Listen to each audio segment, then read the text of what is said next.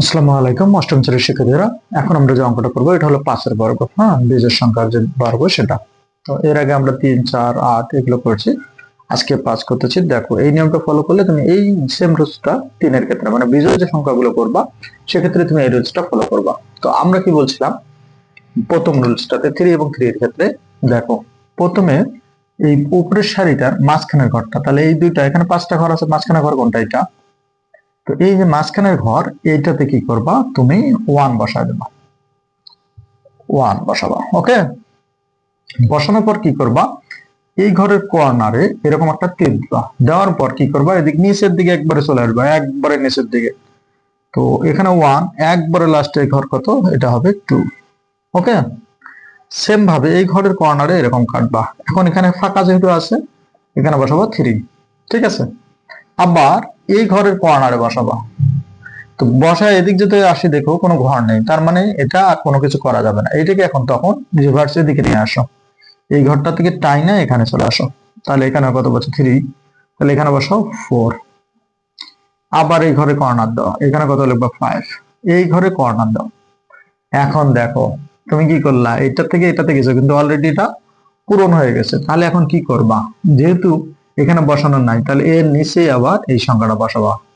5 এর পর কত? 6। তো এখানে আবার কর্নার দিয়ে এখানে লিখবা 7, এখানে লিখবা 8। ওকে, সেম ভাবে এই কর্নার দিবা, দেওয়ার পর একবারে নিচে চলে আসো। তাহলে এখানে কত? 9। সেম এখানে যাও, এদিকে যে 9 এখানে ডিরেক্ট এখানে চলে আসো, এটা কত? 10।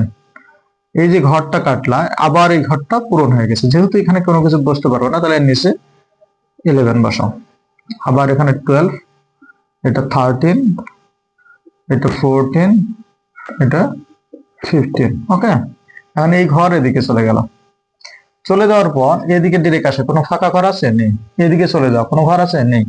যেহেতু নেই তাহলে তুমি কি করবা এর নিচে, এটার নিচে ঘর বসাও। এটার নিচে কত হবে? তাহলে 16। তাহলে এটাকে নাও, নেওয়ার পর এদিকে আসছে নাই, এটা ডিরেক্ট এখানে চলে আসো। তাহলে কত? 17।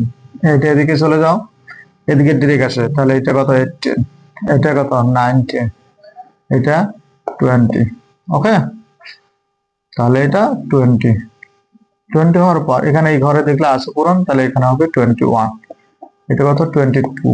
এদিকে গেল, এদিকে আছে কোনো কিছু নাই, এটা তাহলে এখানে চলে আসবে, এটা আসবে কত? 23। এটা ওখানে চলে যাবে 24, এটা চলে আসবে এখানে 25। ঠিক আছে, এখন দেখো তুমি একই সংখ্যা কোনো জায়গায় রিপিট হয়নি। ঠিক আছে, এখন যেহেতু রিপিট হয় নাই তুমি কি করবা, এটার ভ্যালু গুলো যে কোনো দিক দিয়ে তুমি করো। এটার সূত্রটা হলো n into n square plus 1 by 2। তাহলে এখানে কত? 5, 5 স্কয়ার প্লাস 1 বাই 2।